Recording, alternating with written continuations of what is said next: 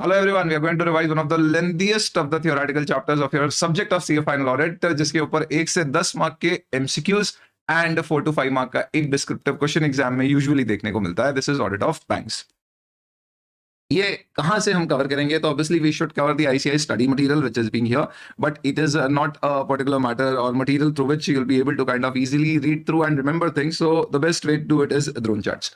Drone charts in case student के पास नहीं है, अपडेटेड नहीं है, क्योंकि इसमें कुछ स्टडी मटेरियल 2022 में चेंजेस भी आए थे. You can see the amendments, but if you don't have the drone charts for you, what I have done is I have created a simpler and a shorter version of the drone chart which is basically just based on the keywords. ये PDF available है Telegram के हमारे channel पे या fast.edu.in website के download section से, जहां से आप डाउनलोड करके प्रिंट निकाल के देख सकते हो. It's a very useful video for the last day revision, so that in case if you are thinking to skip this chapter or not cover it completely, I think just go with this particular video और एक बार quickly इस पूरे chapter को आप review करके confidently exam में इसे handle कर पाओगे.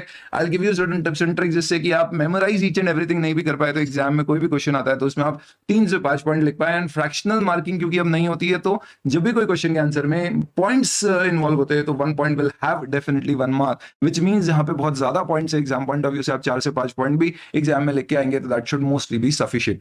Let's get going. Audit of bank. सबसे पहले ये टॉपिक्स कैसे दिए गए हैं, तो ड्रोन चार्ट्स अगर आप देखेंगे तो you will basically be able to understand कि हमने यहाँ सिस्टमैटिकली इन चार्ट्स में डिफाइन किया गया है इस तरह से कि एसेंशियली ऑडिट ऑफ बैंक में कैरेक्टरिस्टिक्स क्या है, लीगल फ्रेमवर्क क्या है, फॉर्म फाइनेंशियल स्टेटमेंट का क्या होता है, ऑडिटर कौन कैसे अपॉइंट करेगा. तो चार्ट्स का फायदा ये होता है कि आपको एक कनेक्टिविटी के साथ चीजें दिखती है. यहाँ पे हम शॉर्ट नोट से जो डिस्कस करेंगे, हमारा उद्देश्य प्योरली इंडिविजुअल टॉपिक्स पढ़ना होगा जिसके ऊपर एक क्वेश्चन आ सकता है तो आया तो एग्जाम में क्या लिखना है. Okay, so first and foremost, starting with this particular chapter and topic, characteristics of bank, जिससे वो दूसरे कमर्शियल एंटरप्राइजेस से डिफरेंट है. अगर ऐसा क्वेश्चन आता है कॉमन सेंस से भी लिख सकते हो कि भाई बैंक में बहुत सारी ब्रांचेस होगी, आईटी बहुत ज्यादा एक्सटेंसिव यूज होएगा, लार्ज वॉल्यूम ऑफ ट्रांजैक्शंस होंगे, कैश में खूब ज्यादा वॉल्यूम ऑफ ट्रांजैक्शंस आपको मैनेज करना पड़ेंगे, machine based transactions, automated machines के थ्रू, एटीएम्स के थ्रू होते हैं. Then there would be a lot of cases जहां पे फंड ट्रांसफर नहीं हो रहा है पर आप लाइबिलिटीज अपने सर पे ले रहे हैं in the form of bank guarantees, letter of credits. Payment and settlement system जो क्लियरिंग मैकेनिज्म होता है उसका ये लोग पार्ट होते हैं और बहुत सारी रेगुलेटरी रिक्वायरमेंट होती है. स्पेशल ऑडिट कंसिडरेशन इसलिए ऑडिटर के लिए क्या होंगे, तो कैरेक्टरिस्टिक्स जो स्पेशल है वही स्पेशल ऑडिट कंसिडरेशन बनाएगा कि आपको आईटी पे खूब डिपेंडेंस होगी, बहुत सारे अलग अलग तरह के रिस्क एसोसिएटेड होंगे, अलग अलग ट्रांजैक्शन से आपके सिग्निफिकेंट एक्सपोजर्स होंगे क्योंकि आप बैंक गारंटीज वगैरह इशू कर रहे हैं. रेगुलेटरी रिक्वायरमेंट बहुत सारी, आपको बहुत सारी चीजें क्रॉस चेक करना पड़ेगी. डायनामिक मार्केट है, कंटिन्यूसली नए प्रोडक्ट और सर्विसेज बैंक में आते रहते हैं, ATM, small payment banks, online transfers, gold deposit, selling of insurance and so many things they do and there is evolution of technology. Legal framework just in case कभी आता है कि क्या क्या एक्ट्स एप्लीकेबल होती है, तो कॉमन एक्ट्स में जो सभी एंटिटीज पे लग सकती है विद कंपनी लाइक, तो कंपनीज एक्ट है, आईटी एक्ट है, कोऑपरेटिव सोसाइटी, अगर कोऑपरेटिव बैंक की बात करें तो वो कोऑपरेटिव सोसाइटीज एक्ट 1912 है, कॉमन एक्ट्स है. बैंक स्पेसिफिक क्या होता है, तो बैंक का रजिस्ट्रेशन होता है, very important act banking regulation act में. And then you have the RRB act. SBI Act 1955 and SBI Subsidiary Bank Act is 1959. ध्यान रखना बैंकिंग रेगुलेशन एक्ट 1934 में है. This is basically the amendment reference, तो आप exam में 1934 का reference दे सकते हैं. Then you have the Money Laundering Prevention of Money Laundering Act 2002 and the Sarfasi Act, basically Securitization and Reconstruction of Financial Interest in Securities Act, Enforcement of Security Interest Act, Payment and Settlement Systems Act, Credit Information Act. just in case question आता है, try to find at least 5 आप relevant acts लिख सके. Form and content of financial statement schedule 3 नहीं लगता है companies act का, RBI ने अलग से फॉर्मेट दे रखा है. Form A is on balance sheet, B is on profit and loss account. ये दो चीजें बनती है. 6 मंथली फाइनेंशियल स्टेटमेंट्स की क्लोजिंग होती है और एनुअली अप्रैल टू मार्च के ईयर में ये लोग पब्लिश करते हैं. शेड्यूल 3 बैंकिंग रेगुलेशन एक्ट का ही एप्लीकेबल होता है और हर बैंकिंग कंपनी को सेक्शन 133 यानी अकाउंटिंग स्टैंडर्ड का कंप्लायंस करना होता है. इंडेज आज की तारीख में लगते नहीं है, पर ये लोग alternate इंडेज financial statement publish prepare करते हैं ताकि जब लगेंगे तब तक ये प्रिपेयर हो जाएंगे. Then preparation of balance sheet में normally cash flow sorry separate as well as consolidated financial statement. या कंसोलिडेशन का मतलब है सारी ब्रांच के इंडिविजुअल बनेंगे और वो कंबाइंड होंगे सेंट्रली. अगर आपकी पूरी सेंट्रलाइज्ड अकाउंटिंग होती है जो नॉर्मली प्राइवेट बैंक्स में होती है तो फिर कंसोलिडेशन प्रोसीजर्स लगाने की जरूरत नहीं है. Consolidation does not necessarily mean subsidiaries, more so with respect to branches. Nationalised public sector banks में normally SFS would involve HO level पे and consolidation would involve combining with the branches. Private banks में normally centralized accounting है तो ये issue नहीं आता है. इसलिए private banks में normally there would be one or joint auditors who will do the audit of all the branches in the bank. But nationalized bank में definitely will have the central statutory auditor, SCA बोलते हैं, जो bank के financial statement audit report पे finally sign करेगा. But he rely on the report of statutory branch auditors, SBS, जो identified set of branches का audit करेंगे और अपनी report central auditor, statutory central auditor को देंगे. तो ये ज्यादा नेशनलाइज्ड बैंक्स में आपको देखने को मिलता है. लिस्टेड है तो आपको सेबी लीडर के कंप्लायंसेस करना पड़ेंगे. ऑडिट कौन करेगा? Anybody who is qualified to do the audit of a company will be qualified to do the audit of a bank. तो इसका मतलब इफेक्टिवली 141 लगेगा. एक जनरल चीज ध्यान रखना, बस इंडेक्टनेस 0 होना चाहिए, अनलाइक 5 लाख की लिमिट जो कंपनीज एक्ट में दी गई है. अपॉइंटमेंट कौन करता है ऑडिटर का इंपॉर्टेंट प्रोविजन है एग्जाम में से रिलेटेड एमसीक्यू या एक डिस्क्रिप्टिव क्वेश्चन पूछा जा सकता है, ध्यान रखिएगा। लगता है ऐसा कि आरबीआई करती होगी, नहीं, सिर्फ बैंकिंग कंपनी और नेशनलाइज बैंक में आरबीआई का अप्रूवल लगता है, बाकी अपॉइंटमेंट कंपनी के केस में एजीएम में शेयर होल्डर्स करेंगे और नेशनलाइज बैंक में सेंट्रल गवर्नमेंट नहीं करेगी, वो शेयर होल्डर होगी, बेसिकली बोर्ड ऑफ डायरेक्टर्स के थ्रू बैंक खुद ही अपॉइंट करती है। दोनों केस में आरबीआई का अप्रूवल लगेगा। तो 2 जगह आरबीआई का अप्रूवल है, 2 जगह सेंट्रल गवर्नमेंट का अप्रूवल है। वो कहाँ है?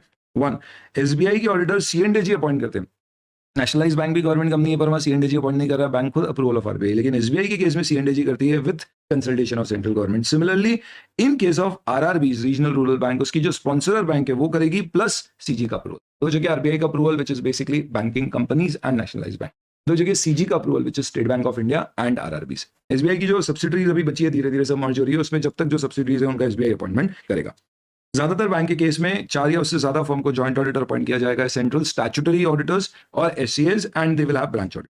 इनका जो अपॉइंटमेंट लेटर रहता है इसकी एक प्रोसीजरल रिक्वायरमेंट है, कभी एग्जाम में क्वेश्चन आया what is the procedural requirement for accepting the audit as statutory central auditor, तो हम बोलेंगे सबसे पहले अपॉइंटमेंट लेटर लेंगे जिसमें पीरियड होना चाहिए, जॉइंट ऑडिट्स हैं तो बताना चाहिए कौन कौन है, प्रीवियस ऑडिटर की इन्फॉर्मेशन ताकि हम कोड ऑफ एथिक्स के क्लॉज 8 का कंप्लायंस कर सके। Procedural requirement in respect of हमारा scope division of work between the auditors, branch auditor and joint auditors क्या होगा वो डिफाइन होना चाहिए। Branch auditor will be a single firm only, यहाँ पे ब्रांच लेवल पे जॉइंट ऑडिट्स नहीं होंगे। Then if you would have seen और done a branch audit you would have known that यहाँ पे जो कंपनीज एक्ट में आपकी रिपोर्टिंग रिक्वायरमेंट है वो सब तो अपनी जगह ही है, इसके अलावा बहुत सारी दूसरी रिपोर्टिंग आपको करना पड़ती है, जैसे कि एक लॉन्ग फॉर्म ऑडिट रिपोर्ट आपको पब्लिश करना पड़ती है। साथ ही साथ में स्टैट्यूटरी लिक्विडिटी रेशियो और कैपिटल एडिक्वेसी रेशियो के ऊपर रिपोर्ट्स आती है। Apart from that income recognition, asset classification और प्रोविजनिंग जो सबसे बड़ा एरिया है बैंक्स में जहां पे आप एडवांसेस में नॉन परफॉर्मिंग एसेट आइडेंटिफाई करते हो, उसके ऊपर आपको रिपोर्ट देना होगी। कोई इरेगुलरिटी सीरियस है रिपोर्ट करो। बुश कमेटी के रिकमेंडेशंस का इंप्लीमेंटेशन पे एक रिपोर्ट बनती है एसेट लायबिलिटी मैनेजमेंट पर। Adverse credit to deposit ratio है तो इन सबको आपको रिपोर्ट करना है। एग्जाम में क्वेश्चन आएगा what are the report certificate added to the main report, तो आपको 5 लिखना होंगे, 5 मार्क का मैक्सिमम क्वेश्चन आता है पेपर में, 5 पॉइंट्स में बहुत हो जाएगा, तो आई थिंक सफिशिएंटली आप लिख पाएंगे। इसके अलावा अगर ट्रेजरी ऑपरेशंस अगर आपकी ब्रांच पे कंडक्ट हो रहे हैं या बैंक में होते हैं तो आरबीआई को उसकी रिपोर्ट जाती है, आरबीआई की इंस्ट्रक्शंस के बेसिस पे उसकी रिपोर्ट बनती है, ये स्पेशल रिपोर्ट होगी। Common reports, internal control over financial reporting companies act की जो होती है वो देना है। कॉर्पोरेट गवर्नेंस की जो रिपोर्ट बनती है अगर लिस्टेड कंपनी आप है तो आपको देना पड़ेगी। And apart from all this reconciliation of security and prudential और अदर गाइडलाइंस का कंप्लायंस, तो आई थिंक सफिशिएंटली आप याद रख पाएंगे। थोड़ा बहुत बैंकिंग अगर आप समझते हैं, the video is not basically to explain और make you understand the logic behind these things but to kind of quickly revise so that आप इसको एक बार सुन के वहां पे रेप्लिकेट कर पाए पॉइंट। तो आप इसको 3 कलर्स में ऐसे डिवाइड किया है कि कुछ कंपनीज एक्ट के ऊपर बेस्ड रिपोर्ट्स या कॉमन कंपनीज पे जो रिपोर्ट लगती है, कुछ स्पेसिफिक जो बैंक्स पे लगती है, एंड फाइनली कुछ सर्टिफिकेट जो लगते हैं, इनमें से कुछ आप कोट करके आए।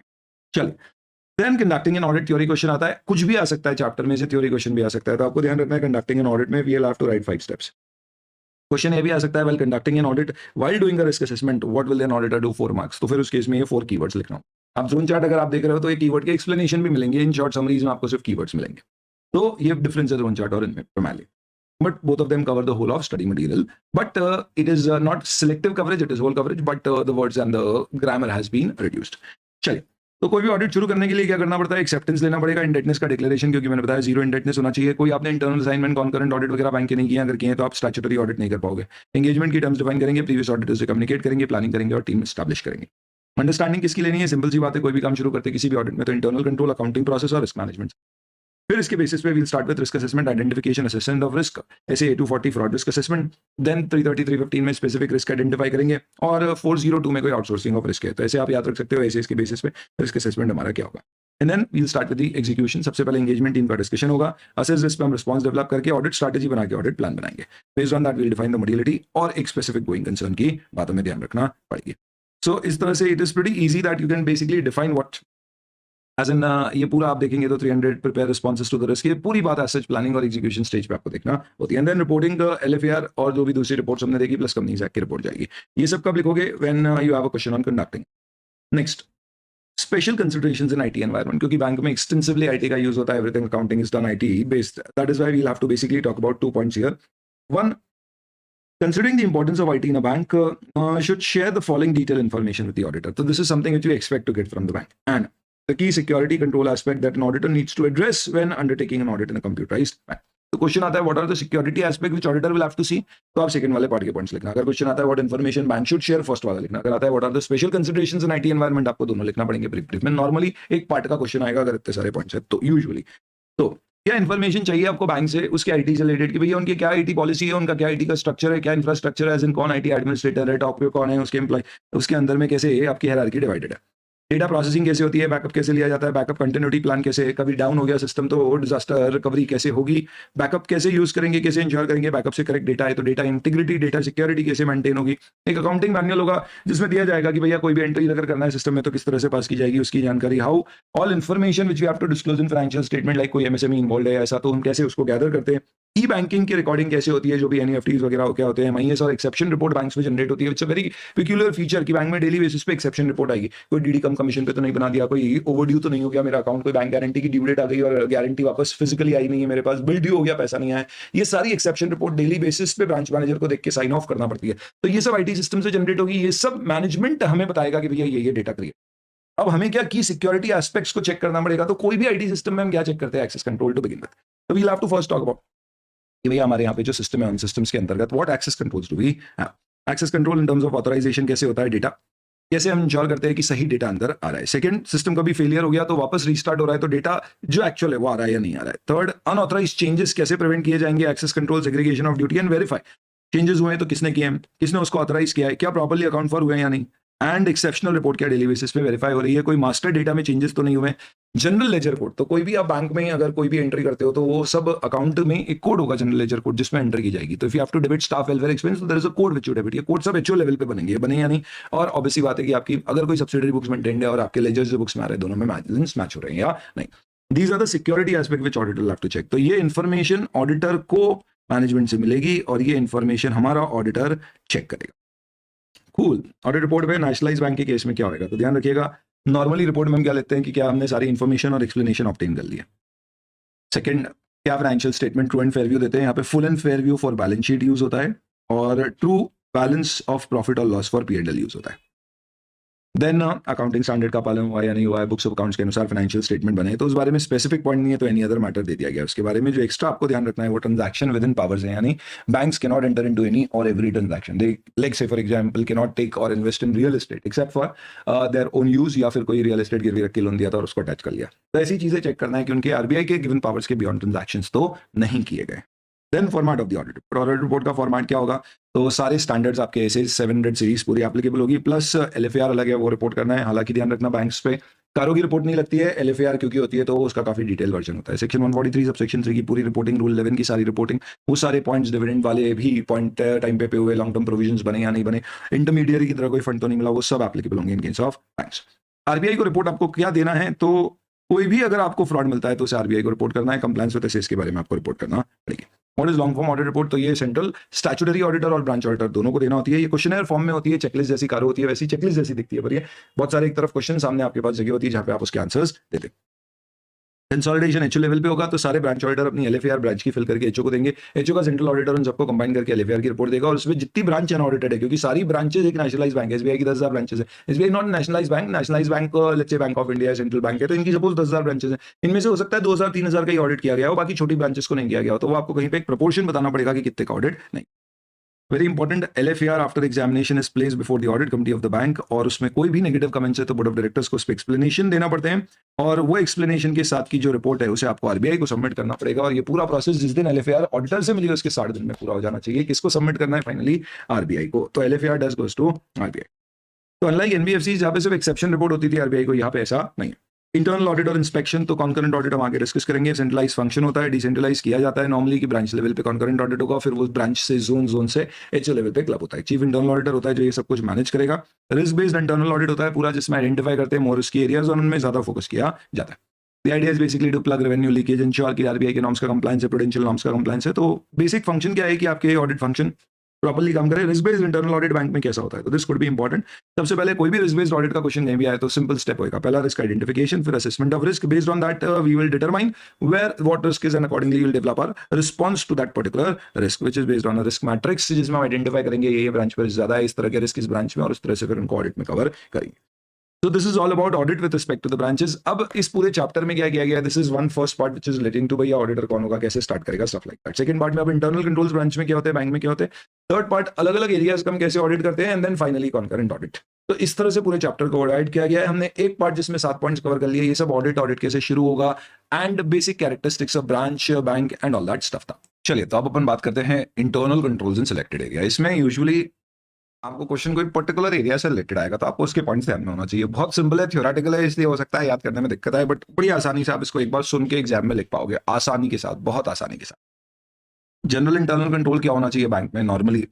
सिंपल है, यहाँ पे जॉब रोटेशन होना चाहिए बिना बताए या बिना कोई प्रायर एडवांस इन्फॉर्मेशन के। Work of people should be frequently change without proper notice और प्रायर नोटिस। हमेशा क्रॉस चेकिंग होना चाहिए, इंटरनल चेक एक ने काम किया दूसरा चेक करे। अरिथमेटिकल एक्यूरेसी नॉर्मली इसके लिए कॉन्करेंट ऑर्डर होता है, बट क्योंकि डेली बहुत सारी कैश में आप डील करते हो तो it is important to cross check. Bank में कई सारे फॉर्म्स होते हैं जैसे डीडी बुक्स वगैरह, इनफैक्ट कैश भी होती है, सिक्योरिटीज भी होती है, ये सब प्रॉपर ऑफिसर की कस्टडी में होना चाहिए। सिग्नेचर बुक होती है जिससे आप चेक करोगे कोई भी डीडी वगैरह अगर दूसरी ब्रांच बनाती है, साइन करता है उसका ऑफिसर, तो हम यहाँ पे पे करने से पहले क्रॉस चेक करते हैं। ऐसे टेलीग्राफिक कोड अब तो होते नहीं, ऑनलाइन ट्रांसफर जब पहले होते नहीं थे तो टीटी ट्रांसफर्स हुआ करते थे। यहाँ से हम एक कोड देते थे दूसरी ब्रांच को, जिसके बेसिस पे ब्रांच समझ जाती थी अच्छा इतना पैसा इस खाते में जमा करना है। तो वो कोड बुक एक रिस्पॉन्सिबल व्यक्ति के हाथ में होना चाहिए, क्योंकि वो गायब हो गई तो आदमी उस कोड के थ्रू कितना भी पैसा एक से दूसरी जगह ट्रांसफर कर देगा। और डेलीगेशन ऑफ पावर होता है, ब्रांच मैनेजर के पास कितने पावर है, नीचे की अथॉरिटी के पास कितने पावर है, कितने के लोन सैंक्शन करने के लिए, कुछ स्पेसिफिक फीचर्स है बैंक के। कैश बहुत सारे पॉइंट है, मैं आपको काम के 4-5 पॉइंट बताऊंगा क्योंकि एग्जाम में उतने कोड करने से काम जाएगा। जॉइंट कस्टडी में होना चाहिए, डेली बेसिस पे आप वेरीफाई करेंगे फिजिकली और बुक्स में जो कैश आ रही है वो आपस में मैच हो रही है या नहीं हो रही है।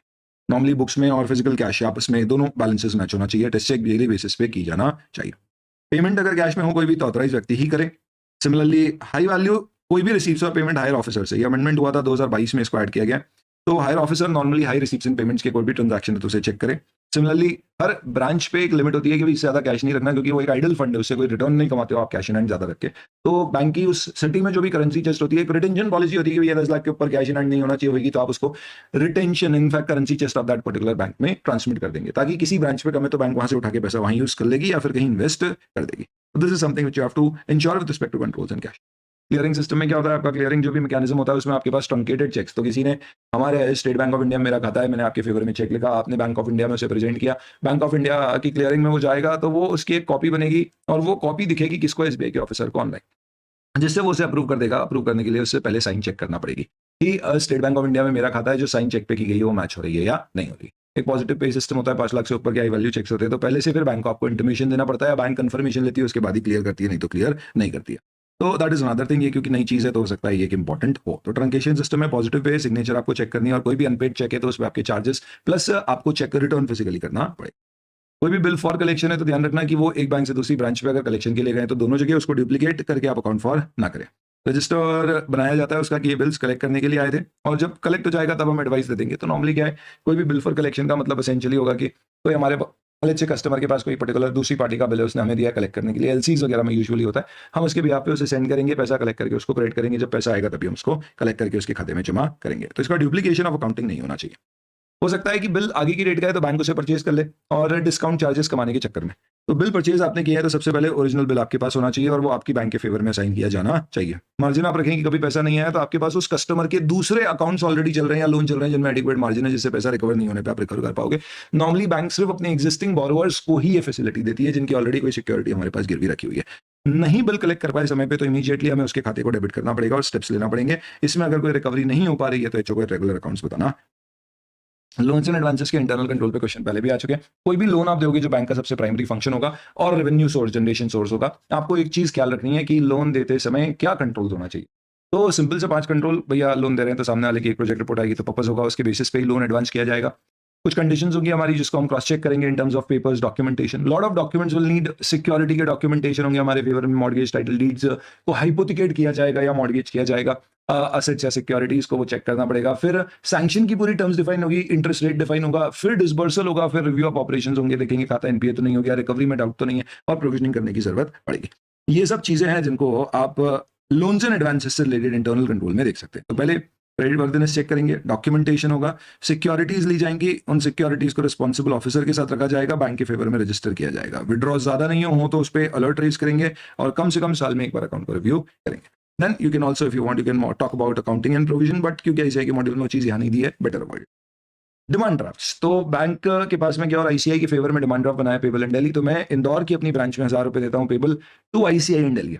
तो यहाँ की ब्रांच 1000 रुपए रिसीव करेगी और रिसीव करके वो एडवाइस देगी अपनी दिल्ली ब्रांच को कि आईसीआई नाम की एक संस्थान की डीडी क्लियर करने अगर आए तो उसे 1000 रुपए उसके खाते में ट्रांसफर करवा देना। इसलिए इंदौर ब्रांच को पैसा मिला है और दिल्ली ब्रांच को देना है, तो इंदौर ब्रांच पैसा रिसीव करके दिल्ली पे एक एडवाइस क्रिएट करेगी कि भैया हमने इतने का डीडी बना के दिया है और ये डीडी आपके पास क्लियर करने को आया, तो इसे ऑनर कर देना। तो डिमांड ड्राफ्ट के केस में सबसे पहले डीडी कौन बनाएगा, रिस्पॉन्सिबल ऑफिसर के सिग्नेचर होंगे, जब दिल्ली ब्रांच में प्रेजेंट होगा तो वो क्रॉस चेक करेंगे सिग्नेचर बुक से कि वो मैच हो रहे हैं या नहीं। सारे डीडीज पे आपको एडवाइस बना के इमीडिएटली बताना पड़ेगा कि ये रिसीव किया, तो आपके पास आए तो आप इसे पे कर दीजिएगा, और जो पेइंग ब्रांच है उसे कंफर्मेशन एडवाइस देख के ही पेमेंट करना। इनकेस एडवाइस अवेलेबल नहीं है तो पेमेंट करने से मना नहीं कर पाएंगे, तो कई बार आपको पेमेंट करना पड़ता है, पर इमीडिएट स्टेप्स ले पता करने के लिए कि एडवाइस क्यों नहीं आई है। प्लस जैसे ही पेमेंट किया वैसे ही दिल्ली ब्रांच इंदौर ब्रांच को डेबिट कर देगी, क्यों? क्योंकि उसने पेमेंट किया है जिसका रिसीव्ड इंदौर ब्रांच के पास हुआ है, फिर एचओ में उसको रिकंसाइल किया जाएगा। इस तरह से इंटर ब्रांच अकाउंट्स हो सकते हैं, इंदौर ब्रांच को पैसा दिल्ली को देना है, दिल्ली को इंदौर ब्रांच से पैसा लेना है, तो ये एचओ लेवल पे रिकंसाइल होते हैं। इसमें कोई भी आउटस्टैंडिंग रिकंसिलिएशन एंट्री बहुत लंबे समय से पेंडिंग नहीं होना चाहिए, इसलिए एचओ की जिम्मेदारी है कि वो एक्शंस इमीडिएटली ले ताकि कोई अनरिकंसाइल्ड बैलेंसेस ना हो। क्रेडिट कार्ड ऑपरेशंस में क्या ध्यान रखना है, क्रेडिट वर्दनेस के बेसिस पे कार्ड्स इशू हो, जो कार्ड्स की फिजिकल डॉक्यूमेंट्स आपके कार्ड्स हैं उसकी कस्टडी पे आपको कंट्रोल रखना है, सीरियल नंबर्ड होना चाहिए। कार्ड क्रेडिट वर्दनेस के बेसिस पे लिमिट दी जाएगी, रिपेमेंट रेगुलर आ रहा है या नहीं आ रहा है तो उसके करेक्टिव एक्शंस लिए जाएंगे, ये सारी चीज। स्टेटमेंट आपको समय समय पे देना पड़ेगा, चार्जेस रिकवर करना पड़ेंगे एंड स्टफ लाइक दैट। तो इंटरनल कंट्रोल रिलेटेड ये बेसिकली आप बोल सकते हो दीज आर ए टू लेकर आई तक के ये पॉइंट्स से इससे रिलेटेड कोई क्वेश्चन आता है। Internal controls in bank relating to loans and advance credit card operations, cash in bank, ये चीजें आपको लिख। अब ऑडिट पे आते हैं। सबसे पहले सीआरआर, कैश रिजर्व रेशियो या statutory liquidity requirement, sorry statutory liquidity ratio. अलग अलग समय पे आरबीआई 1% देती है कि भाई आपका 4% सीआरआर होना चाहिए, या लेट्स से आपका 25% एसएलआर होना चाहिए। तो ये जो रेशियो है ये किसका परसेंटेज है, तो this is the percentage of your demand and term liability. तो डिमांड टर्म लायबिलिटी का मतलब क्या होता है, बैंक कोई भी पैसा जो लोगों का लेती है तो वो उसे लौटाना होता है, तो वो उसकी लायबिलिटी है। ये पैसा जब सामने वाला चाहे तब वो निकाल सकता है, जैसे amount kept in current account, saving bank account is termed as demand deposit.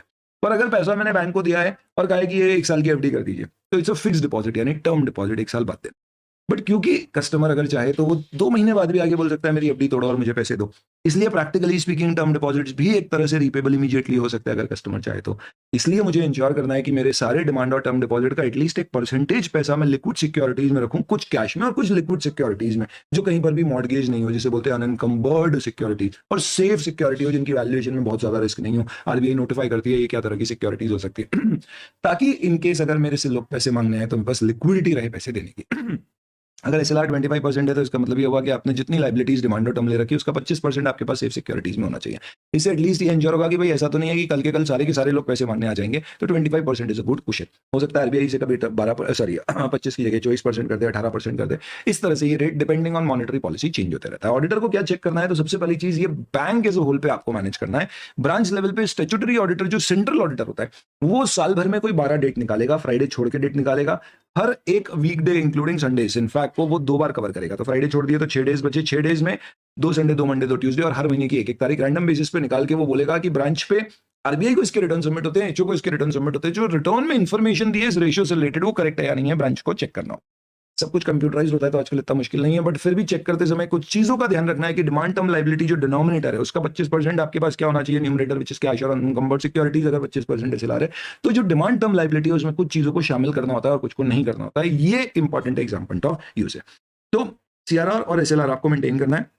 12 audit statutory central auditor branch auditor को देगा, उस दिन पे आपको डीटीएल और जो न्यूमरेटर है उसके कंपाइलेशन चेक करना है सही है या नहीं।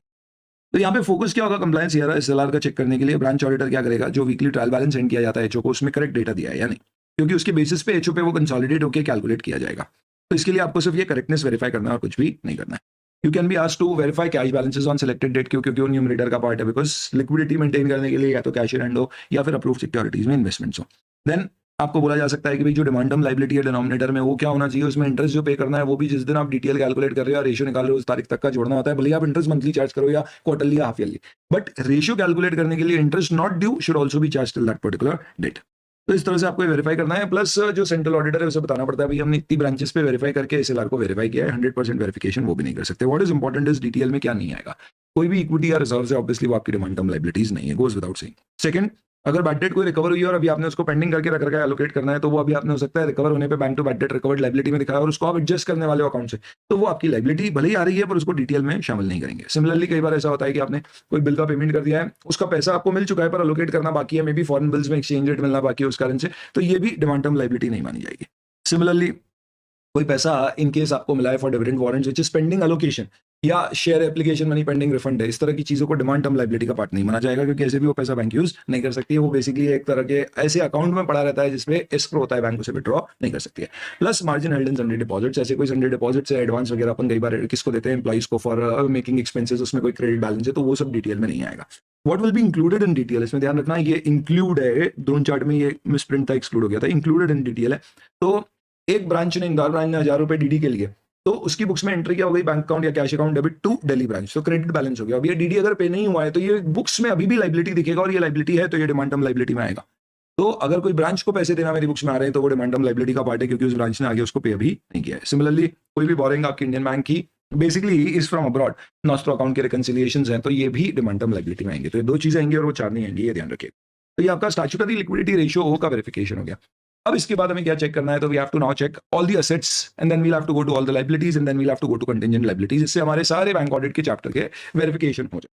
तो सबसे पहले cash bank balance, money at call and money at short notice. Money at call and short notice क्या होता है, जैसे आप इन्वेस्ट कर देते हैं कहीं पे और वो 3 दिन से 14 दिन के टाइम फ्रीक्वेंसी के अंदर अंदर आप पैसा वापस मंगा सकते हो। तो नॉर्मली ये कैश रिजर्व रेशियो और स्टैट्यूटरी लिक्विडिटी रेशियो मेंटेन करने के लिए कि वो कम हो गया तो आप बोरो कर लेते हो, शॉर्ट टर्म के लिए ज्यादा हो गया तो आप किसी को लेंड करके उस पर थोड़ा ब्याज कमा लेते हैं।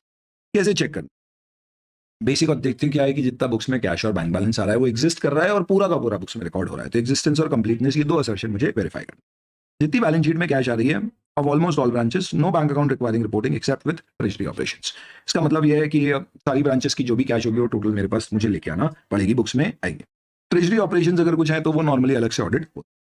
मनी एट कॉल और short notice normally treasury department अलग से मैनेज करेगा, ब्रांच लेवल पे ऑपरेशंस देखने को नहीं मिलेंगे। तो ऐसा है कि ब्रांच लेवल पे you will be able to see all cash related transaction except treasury related, जिसकी सेपरेट ब्रांचेस होती है या एचओ लेवल पे। आप देख लीजिए, एक तो इंटरनल कंट्रोल प्रॉपर है जो अपन ने पहले डिस्कस किया था, बैलेंस रिकंसाइल हो रहा है और इंटरनल कंट्रोल एक्चुअल में ऑपरेटिंग इफेक्टिवली है, यानी सिंपल। ये जनरल पॉइंट हो गए। फिर कैश फिजिकली वेरीफाई कर लो और देख लो बुक्स में है और इसमें मैच हो रहा है। आरबीआई के केस में आप क्या करोगे, एप्लीकेबल ओनली टू ब्रांचेस जिसका आरबीआई में अकाउंट है। तो नॉर्मली एचओ का होगा तो एचओ लेवल का ऑडिटर चेक करेगा। ध्यान रखना है इस चैप्टर में हम ब्रांच ऑडिटर के पॉइंट ऑफ व्यू से ज्यादातर चीजें पढ़ते हैं। अगर कोई आरबीआई का आपका अकाउंट है तो आप उससे एक लेजर कंफर्मेशन ले लोगे कि भाई हमें आपको इतने पैसे जमा कर रखे, आपने इतने कर रखे, डिफरेंस है तो उसका रिकंसिलिएशन होगा। कोई भी थर्ड पार्टी के पास पैसा होता है तो ये किया जाता है।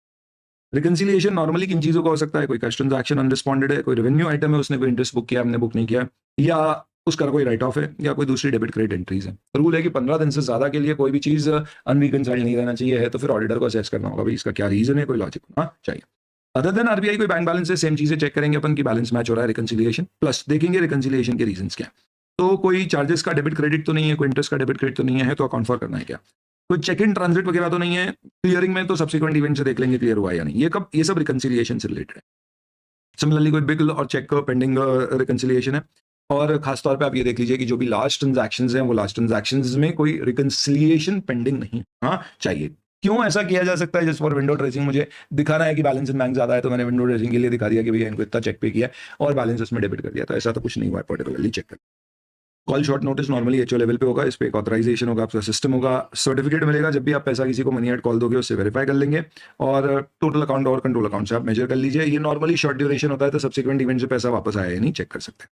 ये हो गया कैश एंड बैंक से रिलेटेड। देन इन्वेस्टमेंट्स, सबसे पहले इंटरनल कंट्रोल क्या होगा, तो आपकी एक इन्वेस्टमेंट पॉलिसी होना चाहिए बैंक की, क्योंकि इनके पास तो कितना सारा पैसा है तो ये कहाँ इन्वेस्ट करेंगे नहीं करेंगे, और इंटरनल कंट्रोल की भैया ये इन्वेस्ट करने के लिए किसकी अथॉरिटी लगेगी, कौन सैंक्शन करेगा, कौन अप्रूव करेगा, किसकी क्या लिमिट्स होंगी, तो ये क्लियरली डिफाइंड होना चाहिए along with all the investment objectives. ध्यान रखिएगा कि इन्वेस्टमेंट करने वाला स्टाफ दूसरे स्टाफ से यूजुअली अलग होता है। रिकंसाइल कर लीजिए जो भी आपके इन्वेस्टमेंट्स हैं और आपके पास जो फिजिकल सिक्योरिटी। आरबीआई में आपने अगर कोई इन्वेस्टमेंट किया, जैसे रेपो रेट वगैरह में आप बॉन्ड्स खरीदते हैं आरबीआई के, तो उसके लिए फिर आपका subsidiary general ledger with public debt office of RBI बनता है। कुछ भी नहीं है, जैसे डीमैट अकाउंट होता है जो आपका शेयर का बैलेंस बताता है, वैसे ही आरबीआई के साथ आपका एक एसजीएल अकाउंट होता है जो बताता है कि आपका आरबीआई से क्या लेन देन बाकी है for any bond which you have subscribe, तो उससे वेरीफाई कर लीजिए। कोई भी investment with in bank authority है, जैसे रियल एस्टेट में आप नहीं कर सकते हो। ओनरशिप पे कोई रिस्ट्रिक्शन तो नहीं है। डिस्पोजल किया है तो आप चेक कर लीजिए कि वो बुक्स में नहीं आ रहा है, और कोई भी नया इन्वेस्टमेंट खरीदा या बेचा है तो कॉन्ट्रैक्ट नोट से वेरीफाई कर लेना कि परचेज सेल प्राइस सही है नहीं। Normal methods of verification of investment. Physical verification जो यूजुअल रहते हैं वही बस public debt office of RBI for investments with RBI होगा। थर्ड पार्टी के पास है तो कंफर्मेशन ले लीजिए, ट्रांसफर डीड अंडरटेकिंग्स देख लीजिए अगर आपने इस साल कोई खरीदा है नया तो टाइटल डीड्स आपकी बुक्स में आ रही हैं या नहीं आ रही हैं, या transfer deeds in case of physical shares है या नहीं। Valuation method of accounting proper classification RBI की गाइडलाइन के अनुसार इनकम फ्रॉम इन्वेस्टमेंट और प्रॉफिट और लॉस ऑन सेल टीडीएस वगैरह है तो चेक कर लीजिए। ये सब नॉर्मल है, जो कोई भी एंटिटी में होगा इसमें होगा। एक बार सुन लिया पढ़ लिया, एग्जाम में आएगा तो आप एटलीस्ट लिख के ना पाओगे। ध्यान रखना कि अगर कोई बैंक पोर्टफोलियो मैनेजमेंट सर्विस देती है तो उसमें फिर क्लाइंट का पैसा वो इन्वेस्ट करती है on behalf of the client. Obviously बात है, फिर ये इन्वेस्टमेंट क्लाइंट के होंगे, is that bank is managing it. तो इसके लिए सबसे पहले आपको अप्रूवल लेना पड़ेगा आरबीआई से भी कि हम पीएमएस सर्विसेज देंगे, और कस्टमर से भी कि हम आपके पैसे को मैनेज करेंगे। और इससे आपकी जो इनकम होगी वो कमीशन इनकम होगी, वो अलग रिकॉर्ड होगी, और इसकी पूरी बुक सेपरेट मेंटेन होगी, आपकी इन्वेस्टमेंट अलग और पीएमएस क्लाइंट का इन्वेस्टमेंट अलग मेंटेन होना चाहिए। चलिए, special purpose certificate relating to investments, PMS client के आप अलग करिए, खुद के इन्वेस्टमेंट अलग करिए, और किसी और के बिहाफ पे, जैसे कि पेरेंट ने सब्सिडी के बिहाफ पे इन्वेस्ट किया क्योंकि सब्सिडी नहीं कर सकती थी वह इन्वेस्ट, तो ये 3 कैटेगरी में आपके सारे डॉक्यूमेंट्स बुक्स अलग अलग होना चाहिए। एक स्पेसिफिक रिक्वायरमेंट है कि पीएमएस इन्वेस्टमेंट्स का अलग से ऑडिट होता है और एक्सटर्नल ऑडिटर को उसके ऊपर एक अलग से रिपोर्ट देना पड़ती है। Could be an MCQ asked on this. Then banks में जैसा कि फाइनेंशियल इंस्ट्रूमेंट्स आपका इंडिया से वैसी अकाउंटिंग होती है, यहाँ पे held to maturity, held for trading, इस तरह से क्लासिफिकेशन होता है इन्वेस्टमेंट्स का। तो नॉर्मली एसीएम मेथड यूज होता है जो आप मैच्योरिटी तक इन्वेस्टमेंट होल्ड करोगे, तो आपने किसी के बॉन्ड खरीदे, आरबीआई के बॉन्ड्स खरीदे, डिबेंचर खरीदे, जो आप मैच्योरिटी तक होल्ड करोगे तो एसीएम मेथड लगता है, कॉस्ट पे कैरी होता है। लेकिन अगर आपका ऐसा है कि भाई आप ट्रेड करोगे, 90 दिन के अंदर अंदर बेच दोगे, तो यहाँ पे भी एफवीटीपीएल यूज होता है। आपका इंटेंशन है कि आप ट्रेड भी कर सकते हो, होल्ड भी कर सकते हो, तो जो एफवीओसीआई लगता था, इसे एएफएस कहते हैं, अवेलेबल फॉर सेल कैटेगरी में वैल्यूएशन होगा। हालांकि एग्जैक्ट सेम वैसे प्रिंसिपल्स नहीं होते, बट कैटेगराइजेशन इस तरह से किया जाता है। तो आपको क्लासिफिकेशन और शिफ्टिंग देखना है। हाफ ईयरली रिव्यू होता है क्योंकि हाफ ईयर में पीएनएल आपका क्लोज होता है। एंड देन ये हो गया आपका सब कुछ विद रिस्पेक्ट टू इन्वेस्टमेंट्स। अब अपन ने जो लोन दिया है उसे बोलते हैं एडवांस। एडवांस में हमारी अप्रोच क्या होना चाहिए? तो सबसे पहले बैलेंस शीट में जो भी एडवांसेस आ रहे हैं हमको देखना है कि भैया हमारा सही में उसके ऊपर अधिकार है या नहीं, उतना लोन हमने दे रखा है या नहीं। तो it should represent amount due to bank. This is the basic logic approach for checking advance. And we should have supporting documents to prove कि हमने ये पैसा दिया है, उसके अगेंस्ट में ये सिक्योरिटी है। कोई भी एडवांस आपने दिया है तो बुक्स में आना चाहिए, ऐसा ना हो कि मिस हो जाए, रिकॉर्ड होने से रह जाए। साथ ही साथ में एडवांसेस के disclosure with classification, priority sector को, सर्विस सेक्टर, मैन्युफैक्चरिंग सेक्टर को कितना दिया, इन इंडिया, आउटसाइड इंडिया कितना दिया, ऐसे सेक्टर वाइज डिस्क्लोजर्स बहुत सारे आपको एडवांस जो भी दिया है उसके ऊपर प्रूडेंशियल नॉर्म्स होते हैं जो बताते हैं कब उसे स्टैंडर्ड, सब स्टैंडर्ड, डाउटफुल या लॉस क्लासिफाई करेंगे और अकॉर्डिंगली कितना प्रोविजन बनाएंगे। तो प्रोविजनिंग प्रॉपर है। यही अप्रोच है अगर आपको क्वेश्चन आता है, approach to checking of advance. तो जब भी कोई क्वेश्चन अप्रोच का आता है ना, तो उसमें basic logic, cash in bank में अप्रोच एग्जिस्टेंस और कंप्लीटनेस चेक करना। एडवांस में अप्रोच है कि भैया जो आ रहे हैं वो हमारा राइट है या नहीं है, हमारी ओनरशिप है या नहीं है, सपोर्टिंग डॉक्यूमेंट्स है या नहीं है, ये चेक करना। अब एडवांस भी चेक करोगे तो सबसे पहले उसके इंटरनल कंट्रोल चेक करोगे। तो पहले अपन ने पढ़ा था लोन्स एंड एडवांस के इंटरनल कंट्रोल। अगर क्वेश्चन आता है internal control loans and advance तो वो लिखना। क्वेश्चन आता है how will you audit internal controls of loans and advances, तो ये जो अब अपन पढ़ रहे हैं ये लिखना है। सबसे पहले हम देखेंगे भैया कोई भी लोन देने से पहले क्रेडिट अप्रेजल हो रहा है, अथॉरिटी सैंक्शन कर रही है, सारे डॉक्यूमेंट्स इकट्ठे हो रहे हैं, पैसा किस पर्पज के लिए लिया जा रहा है उसी पर्पज के लिए यूज हो रहा है। मशीन खरीदने के लिए तो डायरेक्ट सप्लायर को पैसा दो। सिक्योरिटी के अगेंस्ट में लोन दे रहे हैं तो सिक्योरिटी का टाइटल डीड हमारे नाम पे रजिस्टर्ड है, हमारे पास सारे राइट्स आ गए हैं कि कल दिन जरूरत पड़े तो हम अटैच कर पाएंगे। अमाउंट वगैरह सारे सही है और ऑपरेशन सही हो रहे हैं और हम उसको रिव्यू। सब्सटेंसिव ऑडिट प्रोसीजर्स क्या लगाएंगे? तो सबसे पहले कंप्यूटर में मास्टर डेटा, इसने लोन लिया है, क्या रेट ऑफ इंटरेस्ट पे लिया है, वो फीड हो जाए। एक कस्टमर के जितने लोन है वो सब एक कस्टमर आईडी में टैग होना चाहिए, क्योंकि एक भी एनपीओ हुआ तो सारे एनपीओ हो जाते हैं। बड़े एडवांसेस सैंपल बेसिस पे आप सारे वेरीफाई कर लीजिए। जिनमें प्रॉब्लम आई है अकाउंट्स में, जो अभी एनपीए नहीं हुए पर हो सकते हैं, लेट्स से 70 दिन से ज्यादा ओवरड्यू हो गए, उन पे ध्यान दीजिए। ऐसे एडवांसेस जो इशू होने के 12 महीने में, अर्ली मोर्टालिटी एडवांस, ऐसे एडवांसेस जिनके ऊपर internal auditor, concurrent auditor, RBI ने एडवर्स कमेंट दिया है, इन एडवांसेस को, जो account during the year restructure हुए, इन सब एडवांसेस को ज्यादा ध्यान से आप सब्सटेंशियल प्रोसीजर्स लगा के चेक करें और इंटरेस्ट चेक।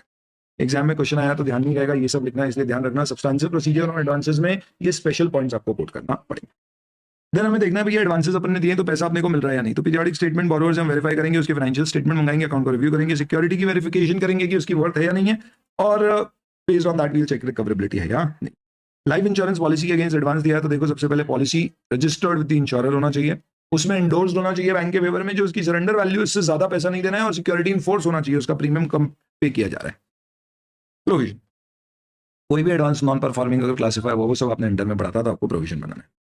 तो सबसे पहले आपको एक सिस्टम होना चाहिए इन योर बैंकिंग सिस्टम और your cash banking system, centralise banking system, कि आप आइडेंटिफाई कर सके कि कौन सा एडवांस एनपीए हो गया। ब्रांच आइडेंटिफाई करेगी अपने लेवल पे, और उसका सिक्योर्ड अनसिक्योर्ड पोर्शन अलग अलग निकालना पड़ता है, क्योंकि डाउटफुल के बाद से अनसिक्योर्ड पोर्शन पे प्रोविजनिंग चेंज हो जाती है, रेट चेंज हो जाता है, और कंपेयर करना है आपको एनपीए में लोन अकाउंट है और उसके कोई रीजंस फॉर चेंज है क्या। एज इन कोई खाता इस साल एनपीए हुआ है, एनपीए से अपग्रेड होकर पीए हो गया, परफॉर्मिंग असेट तो क्यों हुआ। ड्राइंग पावर होता है नॉर्मली ये वर्किंग कैपिटल लिमिट्स में होता है, लेकिन सैंक्शन लिमिट होती है कि भाई आपको 5 करोड़ का लोन सैंक्शन किया है फॉर बाइंग स्टॉक, और आपका एक 20% मार्जिन है, तो लेट्स से कि आपका अगर स्टॉक 7 करोड़ है तो आप 5 करोड़ तक का लोन ले सकते हो, पर अगर आपका स्टॉक लेट्स से 4 करोड़ हो गया है तो 20% मार्जिन काट के आप 3.2 करोड़ ही लोन विड्रॉ कर पाओगे। तो हर महीने आप स्टॉक स्टेटमेंट दो या क्वार्टरली दो, उसके बेसिस पे अगले महीने अगले क्वार्टर के लिए आप कितना पैसा withdraw with in the sanction limit कर सकते हुए बताया जाए। तो सैंक्शन लिमिट एक टोटल मैक्सिमम आउटफ्लो हो गया जितना हम दे सकते हैं, और ड्राइंग पावर उसमें से हर महीने हर क्वार्टर में आप कितना निकाल सकते हो, डिपेंडिंग आपका स्टॉक कितना है, क्योंकि वो चेंज होते रहता है तो आपका डीपी चेंज हो।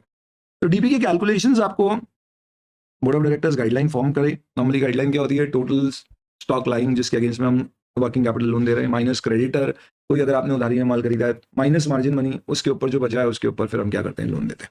तो आप देख लीजिए कि जो गाइडलाइन फॉर्मुलेट की गई है, फॉलो की गई है।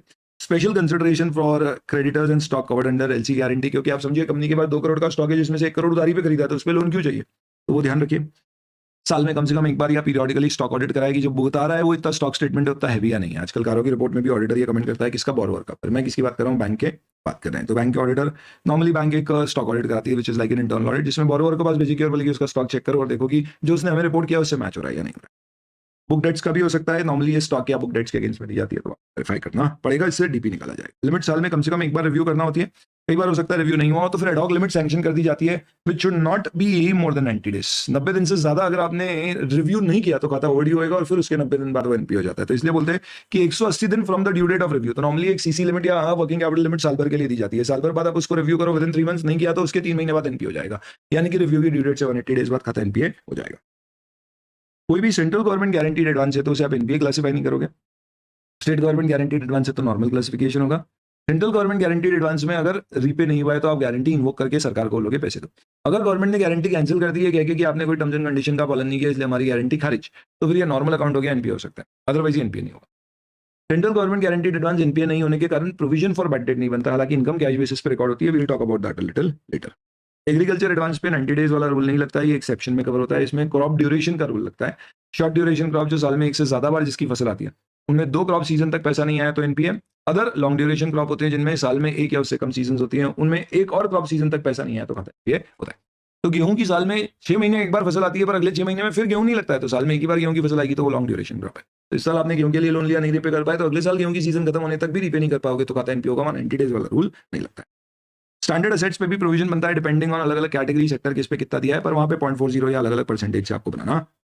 अगर कोई खाता एनपीए हो गया है तो उसे अपग्रेड आरबीआई की गाइडलाइन के अनुसार ही किया जाएगा। देख लीजिए इनकरेक्ट अपग्रेडेशन तो नहीं हुआ है, पार्शियल रिकवरीज वगैरह के बेसिस पे नहीं होना चाहिए। बैलेंस शीट डेट के बाद रिकवरी हुई है तो अगले साल एनपीए से पीए क्लासिफाई होगा, इस साल क्लासिफाई नहीं कर सकता।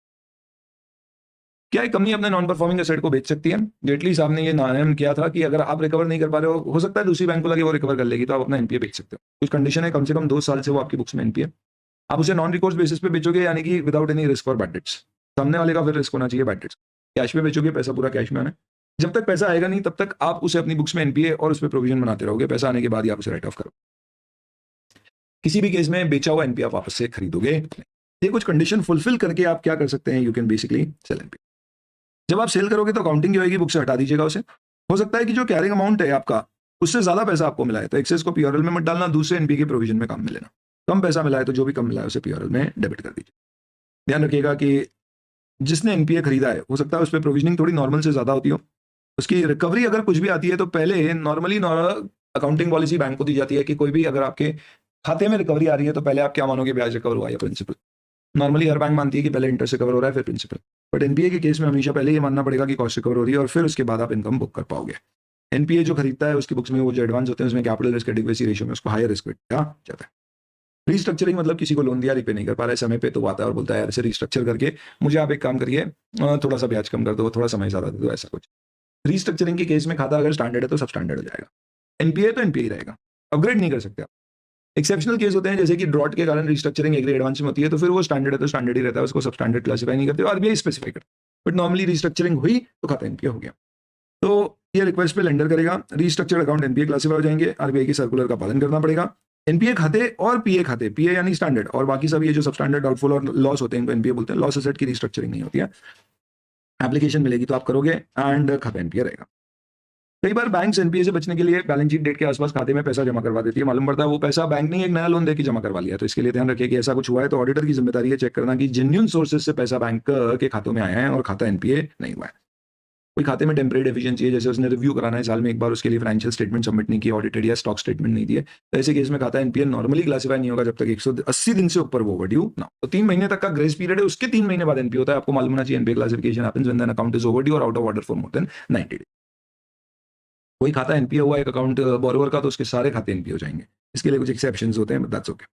This is all about your advances. में कुछ और स्पेशल इश्यूज हैं आगे, एनपीए की अकाउंटिंग वगैरह कैसे होती है, that is something which we can discuss. So NPA के केस में अकाउंटिंग कैसे होती है, what things will have to keep in mind. Okay, so very quickly I just kind of tell you that. First, कोई भी खाता अगर non performing asset classify हो गया है तो सबसे पहले आप उस पर इनकम कैश बेसिस पे रिकॉर्ड करना शुरू कर दीजिए। इसका मतलब उसमें किसी प्रकार की कोई इनकम रिकग्निशन तब तक नहीं होगी जब तक पैसा ना आ जाए। अगर आप ऑलरेडी एनपीए होने से पहले कोई इनकम बुक कर चुकी हो जो रियलाइज नहीं हुई है तो आप उसे रिवर्स कर दीजिए, ये कंपलसरी। प्लस आपको प्रोविजन बनाना पड़ेगा, डिपेंडिंग हो सब स्टैंडर्ड है पहले साल में, फिर वो डाउटफुल होता है D1 D2 D3 और फिर लॉस होता है। ये प्रोविजन डिपेंड करेगा सिक्योरिटी कितनी है उसमें, कितना सिक्योर्ड अमाउंट है, कितना अनसिक्योर्ड है, इन सब चीज वो सब रेट्स वगैरह में पढ़ने नहीं है यहाँ पे, बट आपको अकॉर्डिंगली प्रोविजन पड़ेगा। जब तक उसमें पूरा पैसा जो ड्यू है वो वापस ना आए उसके बाद उसे आप रेगुलर में अपग्रेड करेंगे। अगर रिस्ट्रक्चर किया है तो 1 साल तक उसे अपग्रेड नहीं कर सकते, 1 साल तक वो रेगुलर रहेगा, उसके अगले साल से ही उसे अपग्रेड करके परफॉर्मिंग एसेट क्लासिफाई किया जा सकता है।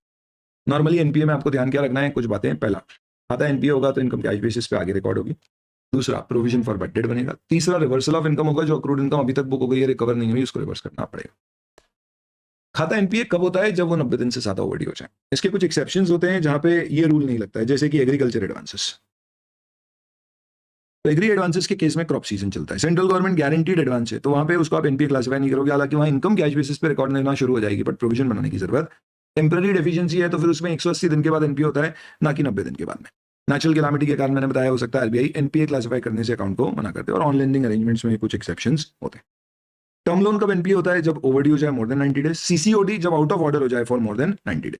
आउट ऑफ ऑर्डर का मतलब होता है कि या तो उसमें जो ड्राइंग पावर सेट की उससे ज्यादा उसका आउटस्टैंडिंग बैलेंस है 90 दिन से ज्यादा, या उसमें जो ब्याज लगा है उतना अमाउंट जमा ही नहीं हुआ 90 दिन से ऊपर। इन दो केस में आउट ऑफ ऑर्डर होता है, खाता एनपीए हो जाता है। बिल परचेज ड्यू डेट पे पैसा नहीं आया तो ओवरड्यू हो गया, 90 दिन से ज्यादा, खत्म। Short duration crop 2 crop season के बाद, लॉन्ग ड्यूरेशन 1 क्रॉप के बाद। सिक्योरिटाइजेशन का ट्रांजैक्शन या कोई भी ऐसे ट्रांजैक्शन है तो लोन दिया आपने 90 दिन के ऊपर। डेरिवेटिव में भी आपने पैसा आना था, नहीं आया, 90 दिन के ऊपर हो गया, उसके बाद खाता। So this is all about your NPA. Very brief discussion which is there in your syllabus now. How much detail intermediate में आपके syllabus में होता था।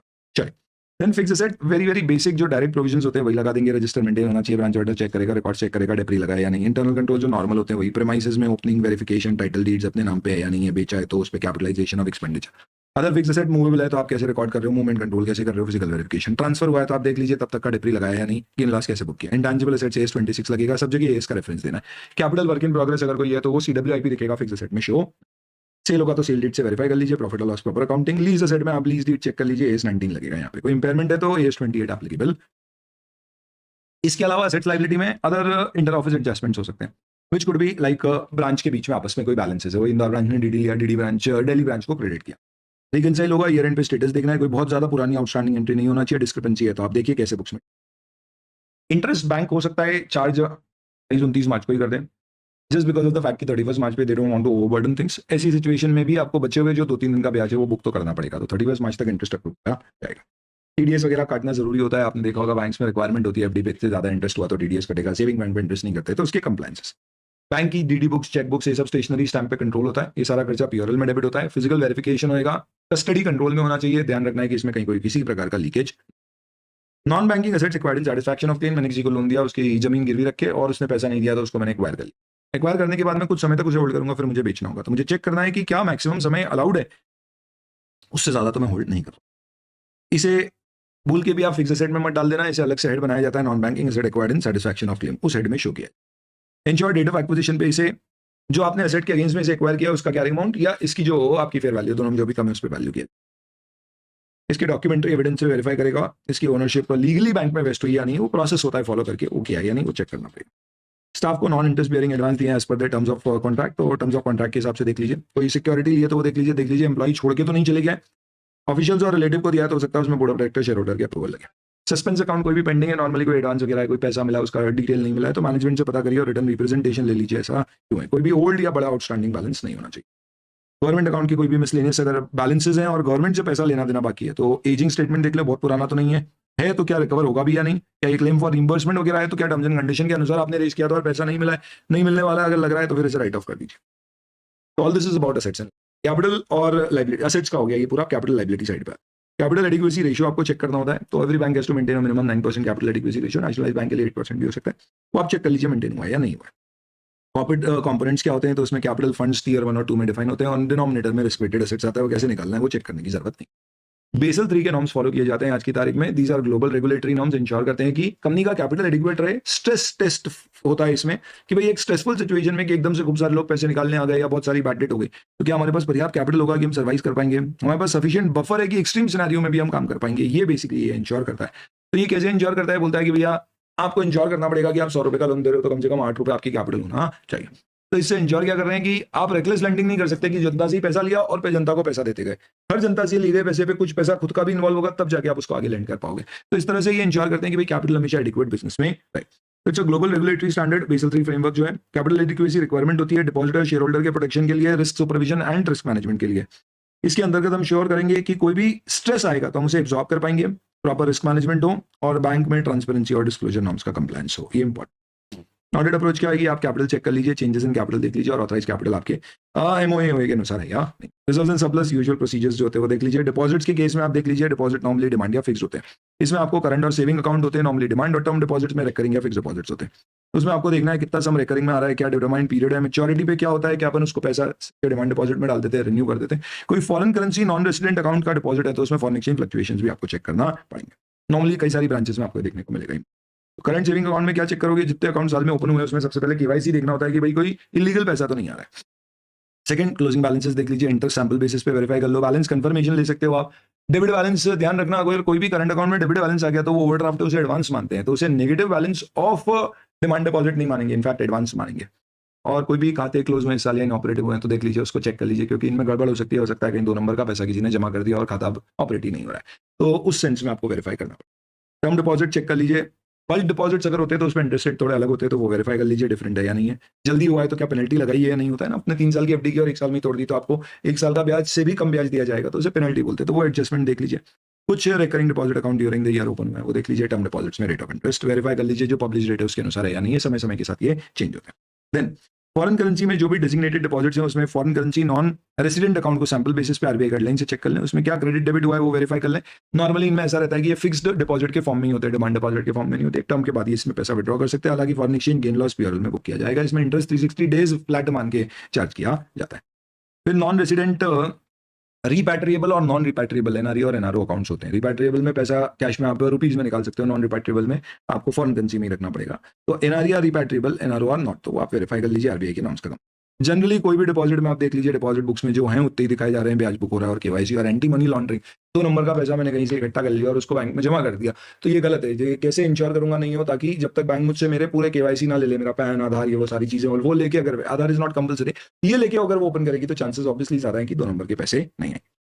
बोरिंग्स में जो नॉर्मल प्रोसीजर्स होते हैं, बोरिंग में जिससे लिया उससे वेरीफाई कर लो, एक्सटर्नल कंफर्मेशन ले लो।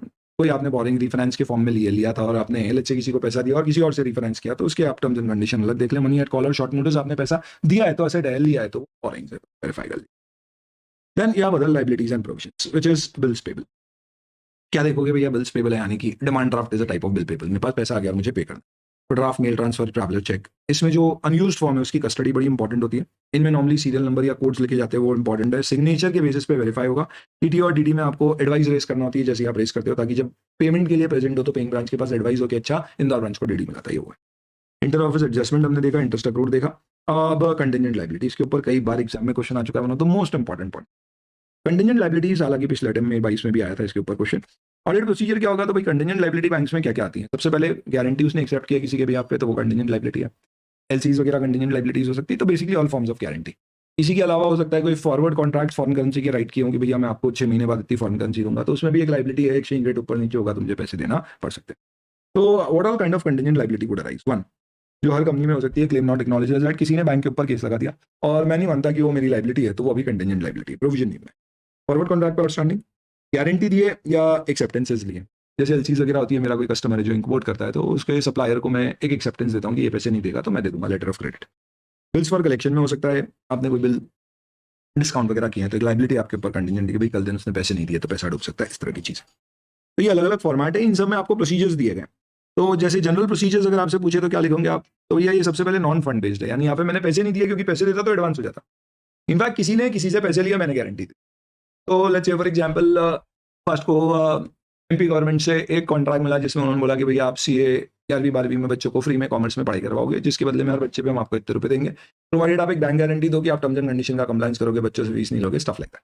तो मैं बैंक के पास गया, मैंने बोला ऐसी गारंटी चाहिए। बैंक मुझे बोलेगा अच्छा कितने की है, मैंने बोला 10 लाख की गारंटी देना है। बैंक बोलेगा भैया आप कोई सिक्योरिटी मेरे पास गिरवी रखो, उसके बदले में मैं गारंटी लिख के दूंगा, जिसमें ऐसा लिखा हुआ रहेगा कि फर्स्ट ने अगर इन टर्म्स एंड कंडीशन का कंप्लायंस नहीं किया तो पेनल्टी फर्स्ट पे करेगा, नहीं पे करने पे बैंक फर्स्ट के बिहाफ पे करेगी। तो ये हो गई परफॉर्मेंस गारंटी। ऐसी फाइनेंशियल गारंटीज होती है। तो ये सब बैंक कोई पैसे नहीं दे रही है, सिर्फ एक गारंटी का डॉक्यूमेंट दे रही है। तो नॉर्मली सबसे पहले क्या होता है, ये हो सकता है कंप्यूटर से जनरेट ना होकर मैन्युअली मेंटेन हो, इसलिए इसमें कई बार फ्रॉड होते हैं। नीरव मोदी ने क्या किया था, उसने बैंक से ऐसे लेटर ऑफ कंफर्ट्स इशू करा लिए थे कि हाँ भैया हम नीरव मोदी को जानते हैं, बहुत समय से हमारे साथ काम कर रहा है और ये अच्छा क्रेडिट वर्थिनेस वाला बंदा है। अब नॉर्मली इसका मतलब ये नहीं है कि बैंक गारंटी दे रही है, तो ऐसा लेटर उसने बनवा लिया, पर वो लेटर का ड्राफ्टिंग कुछ इस तरह का था कि थर्ड पार्टी है जो बैंक ने उसको उधारी पर माल दिया या सप्लायर ने उधारी पर माल दिया, उसने उसे बेस बना दिया कि भैया ये क्रेडिट वर्थिनेस का जो डॉक्यूमेंट है पंजाब नेशनल बैंक ने इशू किया नीरव मोदी के फेवर में, इसके बेसिस पे हमने उसको उधार पे माल दे दिया। अब ये बंदा पैसे दे ही नहीं रहा है।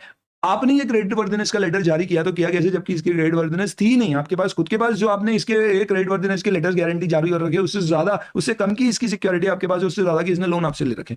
तो कहीं ना कहीं आपने हमें गलत इन्फॉर्मेशन दी जिसके बेसिस पे हमने उसको लोन एक्सटेंड दिया, तो यू आर रिस्पॉन्सिबल और पीएनबी को फिर उन लोगों को पैसे देना पड़ता है। तो ये जब तक पैसे नहीं दिए थे तब तक ऑफ बैलेंस शीट आइटम है, तो इसलिए इन्हें क्या कहा जाता है, these are non fund based liabilities. तो ये सब नॉर्मली हमारे एग्जिस्टिंग कस्टमर को देंगे हम। आप देखिए इसमें हमारे पास प्रॉपर कंट्रोल होना चाहिए। कंप्यूटराइज्ड है तो बहुत अच्छा है, मैनुअल है तो बहुत रिस्की होता है, क्योंकि पता नहीं कौन सा एम्प्लॉय क्या इशू कर दे। तो इसमें फिर हम नॉर्मली क्या करते हैं, बैंक गारंटी एक प्रॉपर स्टेशनरी पे इशू करते हैं, वो स्टेशनरी को कंट्रोल में रखते हैं, stuff like. Letter of credit is nothing but a negotiable bank guarantee. इसमें हम जो बैंक गारंटी देते हैं जिसको भी, वो चाहे तो उसे अपनी बैंक के साथ डिस्काउंट करा सकता है। फिर ड्यू डेट पे उसकी बैंक मुझे वो बैंक गारंटी देके मुझसे पैसे लेगी, मैं अपने कस्टमर से, बोरोवर से वो पैसा लेके उनको पे कर दूंगा, होता ही है मैं पे कर दूंगा और उसके खाते में से निकाल लूंगा। चलिए, तो इंटरनल कंट्रोल इंश्योर करेंगे कि ये प्रॉपर्ली आइडेंटिफाई हो, कंप्लीटनेस चेक करना है और आपको वही क्लोजिंग बैलेंसेस वगैरह वेरीफाई करना है। क्लेम्स नॉट एक्नॉलेज्ड दैट, किसी ने हमारे ऊपर क्लेम लगाया तो हम लॉयर वगैरह से पूछ लेंगे। लिटिगेशंस और क्लेम्स कैसे चेक करते हैं वैसा ईयर एंड पे देख लेंगे कितने आउटस्टैंडिंग है, सब्सिक्वेंट इवेंट्स यूज कर सकते हैं टू असेस की कोई लायबिलिटी तो नहीं आ रही। आउटस्टैंडिंग फॉरवर्ड कॉन्ट्रैक्ट में देख लेंगे हमारी लायबिलिटी कितनी है, कोई बहुत ज्यादा आउटस्टैंडिंग कॉन्ट्रैक्ट्स तो हमने नहीं कर रखे हैं, ये वेरीफाई कर। गारंटी दी है तो सबसे पहले गारंटी देने पे कंट्रोल होना चाहिए। अनयूज गारंटी के फॉर्म्स पे कंट्रोल होना चाहिए। रजिस्टर बनाया जाएगा कि गारंटी कब दी थी। ड्यू डेट जब गारंटी की आ जाती है तो नॉर्मली गारंटी 2 साल 3 साल के लिए दी जाती है, तो एक्सपायर्ड गारंटी वापस फिजिकल डॉक्यूमेंट मंगाया जाता है, तो वो आया या नहीं ये आपको वेरीफाई करना पड़ेगा। कई बार गारंटी के अगेंस्ट में काउंटर गारंटी मिलती है, मैंने गारंटी दी और मेरी होल्डिंग कंपनी ने काउंटर गारंटी दे दी, तो वो भी रिकॉर्ड होना चाहिए। S29 इस पे एप्लीकेबल। गारंटी जब निगोशिएबल होती है, मैंने आपको गारंटी दी है तो क्या होगा, ड्यू डेट पर मेरे कस्टमर ने पैसा नहीं दिया तो बैंक पैसे देगी, पर आप इस गारंटी को लेके किसी के पास गिरवी रख के लोन नहीं ले सकते। अगर ये आप ऐसा कर सकते हो तो फिर वो लेटर ऑफ क्रेडिट होता है, एक्सेप्टेंस कहते हैं। तो जैसे कि फॉर एग्जांपल मेरा एक कस्टमर है नीरव मोदी, जो डायमंड्स इंपोर्ट करता है, उधारी पे इंपोर्ट करता है, तो उसके सप्लायर ने बोला भाई उधार चाहिए तो अपनी बैंक से गारंटी दिलवा और वो लेटर ऑफ क्रेडिट के फॉर्म में दिलाओ। तो मैंने बोला मैं नीरव मोदी को जानता हूँ, मैं ये लेटर ऑफ क्रेडिट दे रहा हूँ, 6 महीने बाद ये पैसे देगा, नहीं देगा तो मैं दूंगा। अब नीरव मोदी ने माल इंपोर्ट किया, उधारी पर किया, उसके लिए मैंने लेटर ऑफ क्रेडिट दे, मैंने यानी मैं state bank of India, Punjab national bank को दे दिया।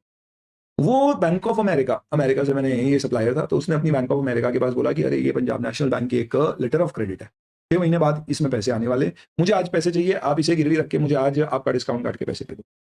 तो बैंक ऑफ अमेरिका पैसे दे देगी, 6 महीने बाद बैंक ऑफ अमेरिका सीधे आएगी पीएनबी के पास और बोलेगी ये लेटर ऑफ क्रेडिट का पैसा आप मुझे दे दो। लेटर ऑफ क्रेडिट जिसके नाम पे बनाया है उसी को पैसा देना ऐसा नहीं है, ये बिल निगोशिएबल बिल जैसा है, जिसने प्रेजेंट किया मुझे उसको पैसे देना। पर बैंक गारंटी होगी तो जिसके नाम पे बनी है मैं उसी को पैसे दूंगा, वो भी कब, जब मेरा बॉरोवर पे नहीं। तो फर्क होता है, जैसे एक्सेप्टेंस बोल।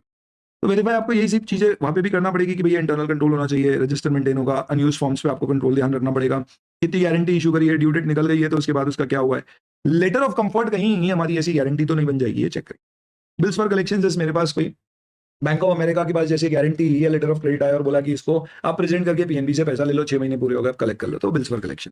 तो उसमें अगर हमने पैसा अभी दे दिया कस्टमर को, लेट्स से फॉर एग्जांपल, तो ठीक है, पर सपोज लेट्स से हमने क्या किया, हमने बोला ठीक है पैसा आ जाएगा हम दे देंगे, तो उस केस में हमने क्या किया, यहाँ पे एक रिकवरेबिलिटी का डाउट है कि पीएनबी ने पैसे नहीं दिए, तो हो सकता है कि मेरे पैसे डूब जाए, किसके, बैंक ऑफ अमेरिका के। तो बैंक ऑफ अमेरिका ने हाथों हाथ पैसे दे दिए और बोला पीएनबी से मैं रिकवर कर लूंगा, तो उसके ऊपर एक रिस्क है, कंटिजेंट लायबिलिटी।